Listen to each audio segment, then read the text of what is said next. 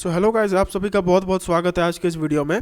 और आज के इस वीडियो में हम हमारे साहित्य सागर का जो पोयम का पोर्शन है, उसका जो विनय के पद नाम का जो चैप्टर है, हम उसे आज इसमें देखने वाले हैं। अब ये जो चैप्टर है ये कुछ कुछ आपके सूरदास जी के पद के जैसा ही होगा। इसका भी जो एक लेआउट होगा वो कुछ वैसा ही होगा, एंड ये वैसा है भी। इसीलिए मैंने दोनों को साथ ही में पढ़ाने का डिसीजन लिया था। तो जो सूरदास जी के पद हमने कल देखे थे वो श्री कृष्ण के ऊपर में है, और जो विनय के पद मतलब तुलसीदास जी के जो पद हम आज देखेंगे ये श्री राम के ऊपर में है। सूरदास जी और तुलसीदास जी दोनों ही भक्ति काल के कवि थे, लेकिन सूरदास जी की जो मैक्सिमम रचनाएं हैं वो श्री कृष्ण के ऊपर में है, और तुलसीदास जी की जो रचनाएं हैं वो श्री राम के ऊपर में है। तो ठीक वैसे ही ये जो हमारा आज का जो पोयम होने वाला है वो श्री राम के ऊपर में होने वाला है। एंड इसमें हम जो सबसे ज़्यादा मतलब जो मेन इसमें देखने वाले हैं वो ये है कि इसमें श्री राम के गुणों के बारे में बोला गया है कि श्री राम कैसे हैं, उस टाइप का यहाँ पे ज़्यादा देखा जाएगा। ठीक है, तो अगर हम तुलसीदास जी के दोहे के बारे में बात करें तो तुलसीदास जी के जो दोहे होते हैं या फिर जो उनके पद होते हैं उनमें ज़्यादातर जो चीज़ रहता है वो श्री राम के ऊपर में रहता है, और ये सबसे ज़्यादा श्री राम के गुणों का बखान करते हुए ही लिखते हैं। इसमें भगवान के गुणों को ही उजागर करके बोला जाता है। जबकि अगर मैं सूरदास जी के बारे में बात करूं तो सूरदास जी के केस में वो भी भगवान के ऊपर में ही लिखते हैं, लेकिन वो भगवान के गुणों का बखान करने से ज़्यादा उनकी जो कविताएं होती है वो उनकी कोई अवस्था को दिखाती है, या तो बाल अवस्था या तो यौवन अवस्था। तो इस टाइप का वो पर्टिकुलरली एक डिस्क्रिप्टिव पोयम होता है, जबकि ये एक टाइप का जिसको हम लोग बोल सकते हैं कि किसी के बारे में अच्छा बोलना, किसी की अच्छाई करना, किसी का तारीफ करना, ये उस टाइप का पोयम यहाँ पे रहता है। ओके, तो आइए इसको शुरू करते हैं। तो पहला है, ऐसो को उदार जगमाही बिनु सेवा जो द्रवे दीन पर राम सरिस को नाही। अब पहले दोनों लाइंस में तुलसीदास जी ये पूछते हैं कि कोई क्या ऐसा उदार है, क्या कोई इतना अच्छा है जैसे मेरे श्री राम हैं, और जो बिना कोई स्वार्थ के दीन गरीबों पर जो दया करते हैं, ऐसा श्री राम को छोड़कर और कोई नहीं है। ठीक है, तो ये जो पहले दो लाइन से इसमें पहले एक क्वेश्चन से स्टार्ट किया गया है कि क्या ऐसा कोई दुनिया में उदार है जो कि दीन दयालु पर, जो कि जो गरीब लोग होते हैं उन पर भी दया करे, ऐसा क्या कोई है? तो इसमें अंत में यही बोला जाता है कि नहीं, ऐसा नहीं है, श्री राम के जैसा दीन दयाल कोई नहीं है। जो गति जोग विराग जतन करी नहीं पावन मुनि ज्ञानी, सो गति देव हित सबरी कहूँ प्रभु न बहु जियतानी जिया जानी। अब यहाँ पे एक बात बोली गई है कि बहुत सारे ऋषि मुनि तपस्या करते हैं, बहुत सारे भगवान भी तपस्या करते हैं, लेकिन फिर भी उन्हें वो गति नहीं मिल पाती है, फिर भी उन्हें वो सम्मान नहीं मिल पाता है। जो सम्मान एक गिद्ध को यानी कि जटायु को और सबरी को जो श्री राम ने दिया है, वो सम्मान मतलब बहुत कम ही लोगों को वैसा सम्मान मिलता है या फिर नहीं ही मिलता है। जो ऋषि मुनि होते हैं वो बहुत तपस्या करते हैं, भगवान भी बहुत प्रार्थना करते हैं, लेकिन इतना कुछ करने के बाद भी उन्हें वह स्थान, उन्हें वह गति नहीं मिल पाती है जो गति जटायु को और सबरी माता को श्री राम ने दी थी। आज अगर हम जटायु के बारे में बात करें तो हर कोई उनको जानता है, फिर सबरी माता के भी बारे में बात करें तो उनको भी सब जानते हैं। तो ये जो गति, ये जो सम्मान इन दोनों को मिला है, ये किसी को भी ऐसे नहीं मिल जाता है। जब श्री राम की कृपा उस पर होती है तो ही उसे ऐसा सम्मान मिल पाता है। ओके, फिर है जो संपत्ति 10 शीस अरब करी रावण शिव पहलीन ही, सो संपदा विभीषण कहा अति सकुच सहित प्रभु दीन ही। अब यहाँ पे ये बोला गया है कि जो संपत्ति यानी कि जो श्रीलंका का जो संपत्ति था, वो संपत्ति रावण ने अपने सरों की बलि चढ़ाते हुए शिव से वो प्राप्त की थी। यह हम जानते हैं कि रावण को जो सोने की लंका मिली थी, उसके लिए उसने बहुत तपस्या की थी और उसके 10 सिर थे, तो उसने अपने 10 सिर की बलि जो है वह शिव को चढ़ाई थी और उसके बाद उसे वह लंका मिल पाया था। तो इसीलिए यहाँ पे बोला गया है जो संपत्ति 10 शीश मतलब रावण, अरब करी रावण शिव पहलीन ही, मतलब जो 10 शीशों को यहाँ पे अपनी बलि चढ़ाकर जिस संपत्ति को रावण ने शिव से प्राप्त किया था, वही संपत्ति को बिना कुछ सोचे समझे श्री राम ने विभीषण को दे दिया।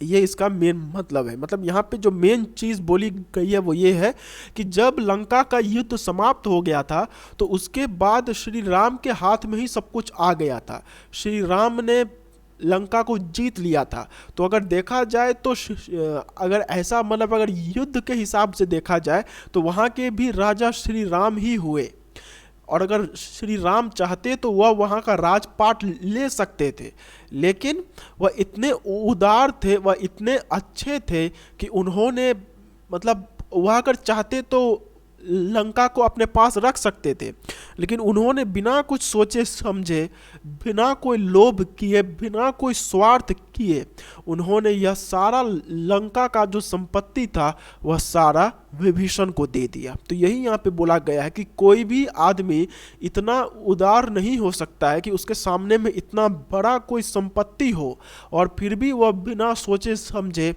वह संपत्ति को अपने पास ना रखकर किसी और को दे दे। यह सिर्फ श्री राम ही कर सकते हैं। ठीक है, फिर तुलसीदास सब भांति सकल सुख जो चाहेसी मन मेरो, तो भुज राम काम सब पूरन कर कृपा निधि तेरो। अब यहाँ पे तुलसीदास जी जो है वह अपने मन को यह बोलते हैं कि हे मेरे मन, अगर तू चाहता है कि तुझे सकल सब भांति सुख, मतलब तुझे अगर सब तरीके का सुख हो, अगर मेरे मन तू यह चाहता है कि तुझे सब तरीके से सुख हो, तो तू राम का भजन कर, वही तेरे सब काम पूर्ण करेंगे और तुझे जो चाहिए तुझे वह मिलेगा। मतलब यहाँ पे एक रास्ता बोला गया है कि अगर किसी को भी कुछ भी चाहिए तो उसे क्या करना चाहिए, उसे श्री राम का भजन करना चाहिए, क्योंकि श्री राम के भजन करने से उसे सब कुछ प्राप्त हो सकता है। और यहाँ पे तो यह बात उन्होंने लिखकर तो अपने मन को कही है, लेकिन असली में यह बात पूरे जग को की गई है कि अगर कोई भी अपने मतलब उसे वो अपना अगर मनोवांछित फल प्राप्त करना चाहता है तो उसे श्री राम का भजन करना चाहिए।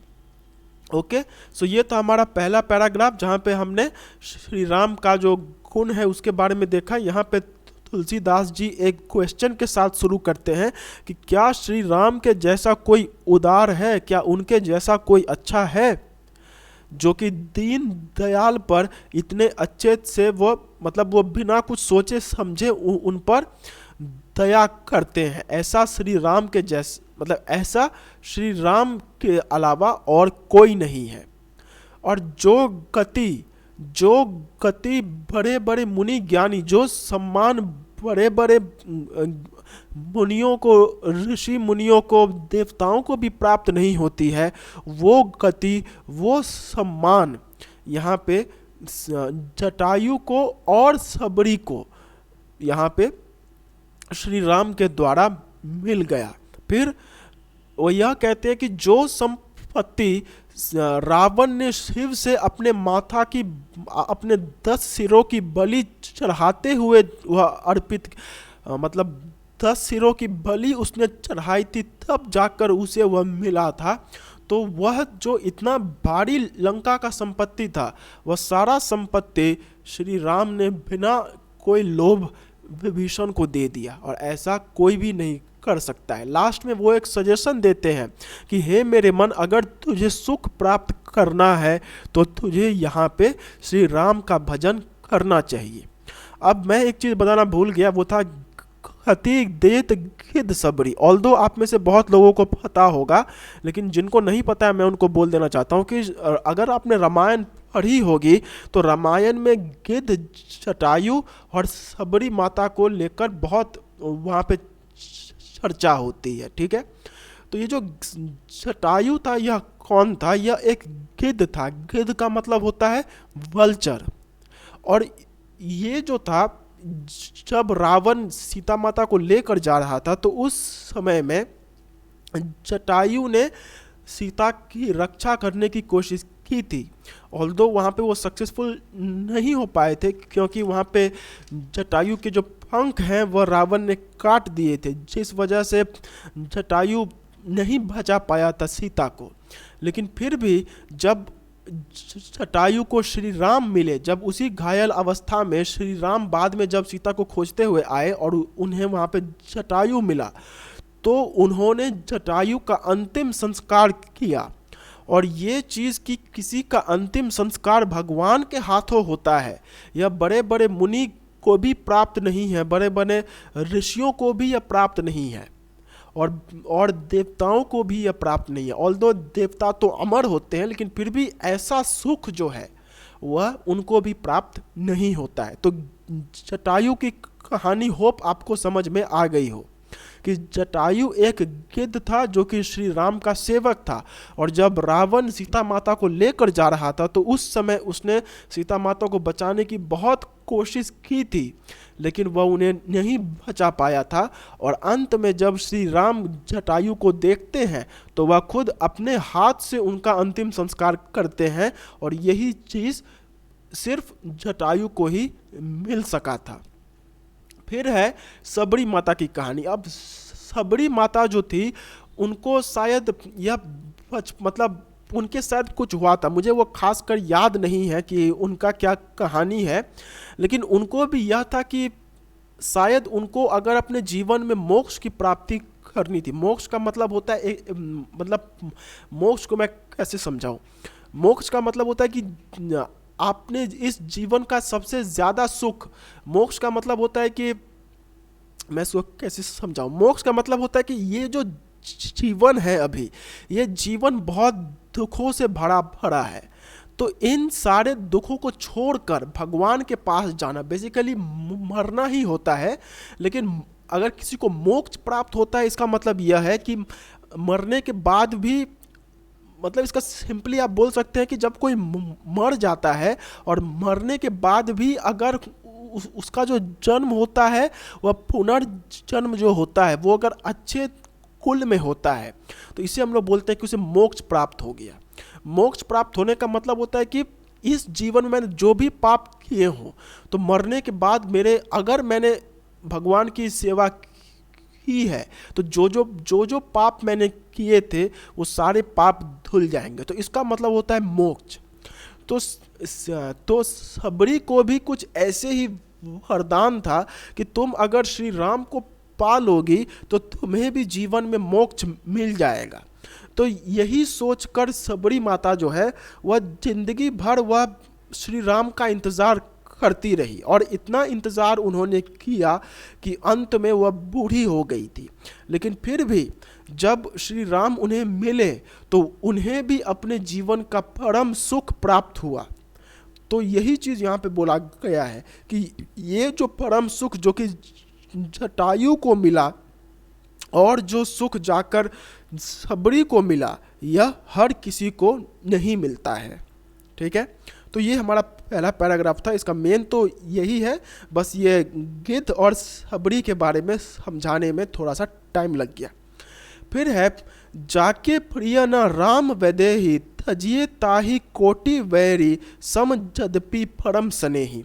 अब यहाँ पे तुलसीदास जी यह कहते हैं कि अगर किसी को श्री राम अच्छे नहीं लगते हैं, अगर किसी को श्री राम प्यारे नहीं हैं, तो वह आदमी हमारा दुश्मन है, उसको दुश्मन मान लेना चाहिए, उससे वैरी कर लेना चाहिए। अगर कोई ऐसा है जो कि श्री राम को पसंद नहीं करता है, तो वैसे लोगों से दूरी बनाकर रखनी चाहिए, या फिर उन लोगों से दुश्मनी ही रख लेनी चाहिए, चाहे वो लोग हमारे कितने ही पास में क्यों ना हो। मतलब अगर कोई हमारे परिवार का भी है और उसे भी श्री राम पसंद नहीं है, तो हमें उससे भी दुश्मनी ले लेनी चाहिए, क्योंकि वह उसी के लायक है। मतलब यहाँ पे वह यह कह रहे हैं कि हर किसी को श्री राम प्यारे होने चाहिए। श्री राम ऐसे हैं जो कि ऐसा हो ही नहीं सकता कि कोई इस दुनिया में होगा जिसे श्री राम प्यारे नहीं है, लेकिन फिर भी अगर ऐसा कोई निकलता है तो उससे दुश्मनी बनाकर रखना ही समझदारी है। फिर वह एग्जाम्पल देते हैं, अजियो पिता प्रहलाद विभीषण बंधु भरत महतारी बलि गुरु तजियो कंत भरज भिन्नतहनी भय मुद मंगलकारी। अब यहाँ पे वो एग्जाम्पल देते हैं कि जो श्री राम को प्यारा नहीं है, जिसे श्री राम प्यारे नहीं है, उससे दुश्मनी बनाकर रखनी चाहिए। ठीक उसी तरीके से जैसे प्रहलाद ने अपने पिता से दुश्मनी ले ली थी। आपको पता होगा कि प्रहलाद कौन थे। अभी कुछ दिनों पहले होली का फेस्टिवल गया है और होली में आप होलिका दहन मनाते होंगे। तो होलिका दहन जो है वह इसलिए मनाया जाता है क्योंकि प्रहलाद जो थे उनको लेकर जो होलिका थी वह आग के चिता पर बैठ गई थी, लेकिन जब वहाँ पे आग लगाई गई तो होलिका तो जलकर राख हो गई, लेकिन प्रहलाद जो है उन्हें कुछ नहीं हुआ। तो ऐसा कैसे हो सका? इसलिए हो सका क्योंकि प्रहलाद जो थे वो विष्णु भगवान के बहुत बड़े भक्त थे, और उनका यह भक्ति में मतलब वह जो विष्णु की भक्ति करते थे, यह बात उनके पिता को पसंद नहीं थी। उनके पिता को यह अच्छा नहीं लगता था कि क्यों प्रहलाद विष्णु की पूजा कर रहा है, वह उनका भक्ति क्यों कर रहा है। तो जब प्रहलाद को यह पता चला कि उसके जो पिता हैं उन्होंने विष्णु से बैरी कर ली है, तो वह भी अपने पिता को छोड़ देते हैं, वह भी अपने पिता से दुश्मनी ले लेते हैं। ऑल्दो यहाँ पे श्री राम के बारे में बोला गया है, लेकिन प्रहलाद का जो था वह विष्णु को लेकर है। तो विष्णु और श्री राम एक ही हैं, इसीलिए अगर कोई श्री राम से दुश्मनी रखे या विष्णु से दुश्मनी रखे तो उसमें कोई अलग बात नहीं है। तो यहाँ पे यह बोला गया है कि अगर कोई श्री राम को प्यार नहीं करता है तो उससे आप दुश्मनी रख लीजिए। और ठीक वैसे ही जैसे प्रहलाद ने अपने पिता से दुश्मनी ले ली थी और विभीषण ने अपने बंधु, हम जानते हैं कि विभीषण जो है उसने श्री राम के चलते ही, क्योंकि रावण को श्री राम पसंद नहीं थे, इसलिए विभीषण ने रावण को छोड़ दिया था। फिर ठीक उसी तरीके से भरत ने भी कैकई को छोड़ दिया था, क्योंकि असली में श्री राम को जब अयोध्या से निकाला गया था तो यह कैकई ने ही दशरथ को बोला था कि आप श्री राम को बोलिए कि वह वनवास के लिए जाए। तो यह बात जब भरत को पता चला कि उनकी माता ने ही दशरथ को यह बोला था कि आप श्री राम को वन में भेज दीजिए, तो इस वजह से भरत ने भी अपनी माता से दूरी बना ली थी। ठीक है। फिर है बलि गुरु तजियो। अब यह जो बलि गुरु तजियो का मतलब क्या है कि राक्षस जो थे, हम जानते हैं कि दो टाइप के होते हैं, एक देव और एक दानव। अब जो देवता हैं उनके राजा थे इंद्र, और जो दानव थे, दानव के राजा थे बलि। बलि जो था वह दानव का राजा था। अब बलि जो था वो एक बहुत ही दानी आदमी था, मतलब उसके पास अगर कोई भी कुछ भी मांगता था तो वह उसे दे देता था। तो यही सोचकर विष्णु भगवान जो है एक बार बलि के पास जाते हैं और मतलब वो वामन रूप धर कर जाते हैं। आप में से बहुत लोगों ने फोटो भी देखा होगा कि एक बच्चा रहता है जो कि ऊपर से उसके मतलब ऊपर से सर मुंडवाया रहता है, एक छाता लेकर वह एक छाता लेकर श्री विष्णु का ऐसा एक रूप है। तो वही जो रूप है वह है वामन अवतार। अब वामन अवतार में विष्णु जो है वो बलि के पास जाते हैं भिक्षा मांगने के लिए, लेकिन जब वो जा रहे होते हैं तो बलि के जो गुरु रहते हैं, मतलब जो दानव के गुरु हैं शुक्राचार्य, वह समझ जाते हैं कि वामन के रूप में यहाँ पर विष्णु भगवान जा रहे हैं और विष्णु अपनी माया से जो भी मतलब विष्णु अपनी माया से जो भी बलि के पास होगा वह सब कुछ मांग लेंगे, मतलब भिक्षा के रूप में वह बलि का सब कुछ मांग लेंगे। तो इसलिए शुक्राचार्य क्या करते हैं कि वह बलि को बोलते हैं कि तुम्हारे पास अभी भगवान आ रहे हैं तो तुम उन्हें कुछ मत देना, क्योंकि यह तुमसे सब कुछ मांग लेंगे।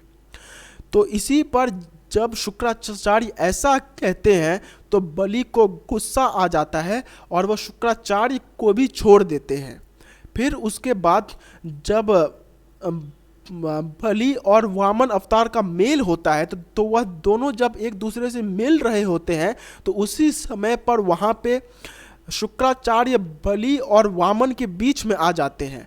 और जब बलि यह देखता है कि उसके गुरु जो हैं वह उसके भगवान के बीच में आ गए हैं तो वह अपने गुरु को भी त्याग कर देता है। मतलब वो इतना ज़्यादा भगवान के मोह माया में पड़ जाता है कि गुरु जिसको भगवान से भी ऊपर स्थान दिया गया है वह उसे छोड़ देता है। तो यहाँ पे बलि गुरु का मतलब आपको समझ में आया कि जब भगवान यानी कि वामन अवतार जब बलि से मिले थे तो उस समय पे वामन अवतार को पाने के लिए राजा बलि ने अपने गुरु का भी त्याग कर दिया था। ठीक है। फिर हंत भ्रज भिन्न तहनी। अब यहाँ पे इसका मतलब है कि जो व्रज की रानियां थी, जो व्रज की स्त्री थी, ठीक है, व्रज मतलब वह इलाका जहाँ पे श्री कृष्ण का रास लीला होता था। तो वहाँ की जो स्त्री थी उन सभी स्त्रियों ने अपने पतियों को छोड़ दिया था अपने श्री कृष्ण के लिए। वह श्री कृष्ण को इतना प्यार करती थी जिसकी वजह से उनके जो पति थे वह श्री कृष्ण को नहीं मानते थे। उन्हें यह लगता था कि यह कौन है जो कि हमारी पत्नियों को हमेशा अपने पास उलझाए रखता है। तो जब उनको यह पता चला कि वह लोग श्री कृष्ण से प्यार नहीं करते हैं तो उन सभी स्त्रियों ने अपने पतियों को छोड़ दिया। ठीक है। तो यही चीज़ यहाँ पे बोला गया है कि अगर आपको कोई ऐसा मिलता है जो कि श्री राम से प्यार नहीं करता है तो आप उसे छोड़ दीजिए, आप उसे दुश्मन मान लीजिए। ठीक उसी तरीके से जैसे प्रहलाद ने अपने पिता हिरण्यकश्यप को छोड़ दिया था, विभीषण ने अपने भाई रावण को छोड़ दिया था, भरत ने अपनी माता कैकेयी को छोड़ दिया था, राजा बलि ने अपने गुरु शुक्राचार्य को छोड़ दिया था और व्रज की स्त्रियों ने अपने पतियों को छोड़ दिया था। क्यों? क्योंकि जब इन्हें यह पता चला कि यह लोग भगवान से प्यार नहीं करते हैं तो ही उस समय यह लोग मंगलमय हो सके। ठीक है। फिर नाते नेह राम के मन्यत सहुद सुसैव जहां लो, अंजन कहाँ आँख जही फूटे, बहु तक कहो कहाँ लो। यहाँ बोला कि नाते नेह राम के मन्यत सुहुद सुसेव्य जहाँ लो, मतलब जहाँ पे आपको ऐसे लोग मिलते हैं जो श्री राम से प्यार करते हैं वह आप वहाँ पे जाइए और उन लोगों को अपने पास मत रखिए जो कि श्री राम से प्यार नहीं करते हैं। अंजन कहाँ आँख जही फूटे। अब अंजन का मतलब क्या होता है? अंजन का मतलब होता है काजल। वो जो आँख में लगाया जाता है काजल, उसी के बारे में बोला गया है। तो जो काजल होता है वह तो आँख की सुंदरता बढ़ाने के लिए लगाया जाता है, लेकिन अगर वह उस काजल से आँख ही फूट पड़े, मतलब वह काजल आँख में रिएक्शन कर जाए, तो वैसे काजल का क्या फ़ायदा। ठीक उसी तरीके से जो हमारे रिश्तेदार होते हैं वह तो हमारे लिए ये होते हैं, मतलब वो तो हमारे लिए बहुत प्यारे होते हैं, लेकिन अगर वह रिश्तेदार ही हमारे लिए दुख का कारण हो जाए तो वैसे रिश्तेदार से क्या फ़ायदा। मतलब यह है कि हमें रिश्तेदार तो चाहिए ताकि हम अपने जीवन को जी सके, लेकिन अगर कोई रिश्तेदार श्री राम से वैरी करता है और ऐसे रिश्तेदार को हम अगर अपने पास रखते हैं तो जो श्री राम का नहीं हो सका वह किसी दिन हमारा भी नहीं हो सकता है। तो ठीक उसी तरीके से जिस काजल को लगाने से आँख फूट जाती है, ठीक उसी तरीके से उन लोगों के बीच में रहना जो कि श्री राम को प्यार नहीं करते हैं, इससे जो जीवन है वह दुखी हो जाता है। इसीलिए हमें उन लोगों को छोड़ देना चाहिए और जहाँ पे हमें ऐसे लोग मिले जो कि श्री राम से प्यार करते हैं, हमें उन लोगों के पास जाना चाहिए।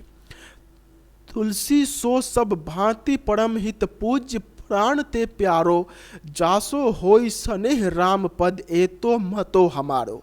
अब यहाँ पे तुलसीदास जी क्या कहते हैं कि जो अपने हित के लिए अपने प्राणों से ज़्यादा श्री राम को प्यार करता है, तुलसी सो सब भांति परम हित पूज्य प्राण ते प्यारो, जो अपने प्राणों से भी ज़्यादा श्री राम को प्यार करता है, ऐसा आदमी हमारा दोस्त है, ऐसा आदमी हमारा, मतलब ऐसे आदमी को हम प्यार करते हैं। मतलब तुलसीदास जी यह कह रहे हैं कि जो श्री राम को प्यार करता है हम उसे प्यार करते हैं।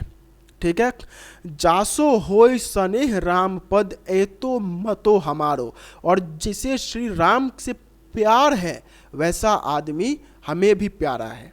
ठीक है, तो ये था हमारा आज का पद, जो कि इसमें समझाने लायक बहुत कुछ था, इसीलिए इसमें ज़्यादा टाइम लग गया, क्योंकि इसमें आपको क्वेश्चंस पूछे जा सकते हैं एंड ऐसे क्वेश्चन भी पूछे जा सकते हैं जो कि यहाँ पे आपको कहीं भी देखकर समझ में नहीं आएगा। जैसे आपको पूछा जा सकता है कि तजियो पिता प्रहलाद, इसका आप मतलब स्पष्ट कीजिए। तो इसमें जब तक आपको यह नहीं पता होगा कि प्रहलाद कौन था, हिरण्यकश्यप कौन था, तब तक तो आप लिख ही नहीं पाएंगे। फिर बलि गुरु तजियो, राजा बलि और शुक्राचार्य के बारे में अगर आपको नहीं पता है तो भी आप इसमें लिख नहीं पाएंगे। इसीलिए ये चीज़ समझाना बहुत ज़्यादा ज़रूरी हो जाता है। ओके, तो यही यहाँ पे हमारे विनय के पद का यहाँ पे एंड होता है, जिसमें सिंपली श्री राम के गुणों के बारे में बोला गया है और ये बोला गया है कि जिसको श्री राम प्यारे ना हो ऐसे आदमियों से हमें दूर रहना चाहिए, और जिसको श्री राम प्यारे होंगे वह हमें भी प्यारे होंगे। ठीक है, सो यहीं पे एंड करते हैं, मिलते हैं एक अगले वीडियो में। तब तक के लिए do take very good care of yourself, have a very nice day, take care of yourself, bye bye, जय हिंद।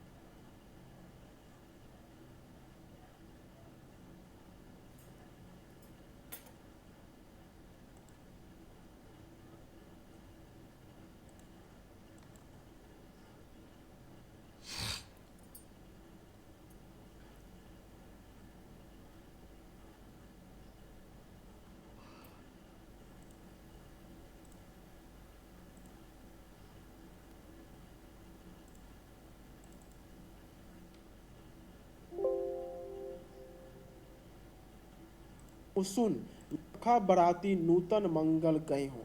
और सूरदास जी जो है, मतलब यहाँ पे हर एक लाइन के, हर एक पैरा के अंत में हम सूरदास जी का जो, मतलब उसको उनका जो। सो हेलो गाइस, आप सभी का बहुत बहुत स्वागत है आज के इस वीडियो में। और आज के इस वीडियो में हम हमारे साहित्य सागर का जो हमारा पोयम का पोर्शन है, उसका जो विनय के पद नाम का जो नाम का पोयम था, हम उसको आज देखने वाले हैं। ओके, अब कल जो है वो मैंने आपको सूरदास के पद को पढ़ाया था। आज जो मैं आपको पढ़ाने वाला हूँ वो है तुलसीदास जी के पद। हम जानते हैं कि सूरदास जी और तुलसीदास जी दोनों ही भगवान के ऊपर में लिखते थे। सूरदास जी का जो कविता था वो ज़्यादातर श्री कृष्ण के ऊपर में होता था, और तुलसीदास जी का जो कविता है वो राम के ऊपर में होता था। तो मैंने कल आपको सूरदास जी के बारे में पढ़ा दिया, उनके द्वारा जो लिखी हुई थी वो मैंने कल पढ़ा दिया है। आज हम तुलसीदास जी के बारे में देखने वाले हैं। तो जैसा कि आपको इंट्रोडक्शन पहले ही मिल गया होगा कि ये किसके बारे में है, ये है मर्यादा पुरुषोत्तम श्री राम के बारे में है। श्री राम का यहाँ पे गुणगान किया गया है, गुणों को यहाँ पे बोला गया है, उनकी बेसिकली